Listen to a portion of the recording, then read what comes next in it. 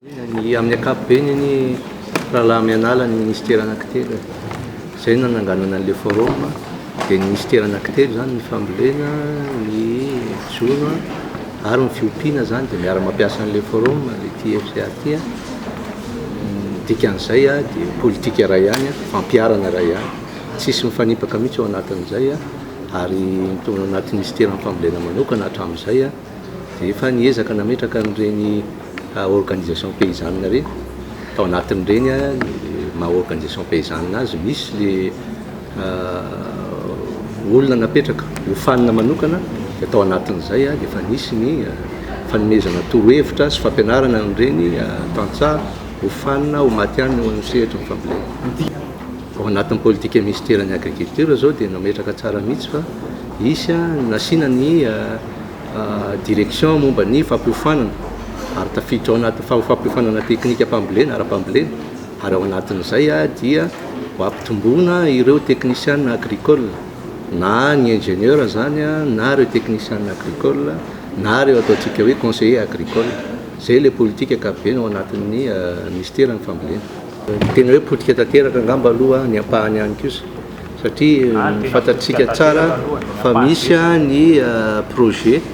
PVPI dia miasa any izay manomboka manarina tsikelikely an'le lemaka marovoay.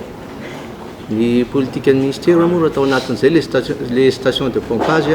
nanana olana ny ministera sy ny amin'ny fomba fitantanana niaraka tamin'ireo association des usagers des eaux satria ny antony lasa tsy maharaka an'le famatsiana amin'ny soroka ampiodinana an'le groupe le mpanjifa le association satria zay mifanarahana teo amin'ny fanjakana dia lasa maty le station de pompage. Amin'izao zany dia mitady teknika vaovao indray ohatra zay asa goavana zay natao any amin'ny faritra Andapa dia tsy hampiasa station de pompage intsony fa hitadiavana teknika amina resaka gravitation.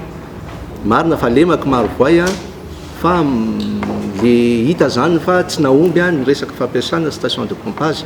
fa ny ministeran'ny fambolena hatreto aloha dia manome lara-pamena an'ireo zay toerana noeritreretina zay faritra ny toeritreretina fa sofotra eto Madagasikara anisan'izany mba tondrasaka laotra ny marovoay indrindrandrindra reo ny tena voalohany fa amin'izao izy zao dia hiampy anankiroa indray araka le voalazako teo ny Andapa sy ny avy any amin'ny faritra Toliara faharoa.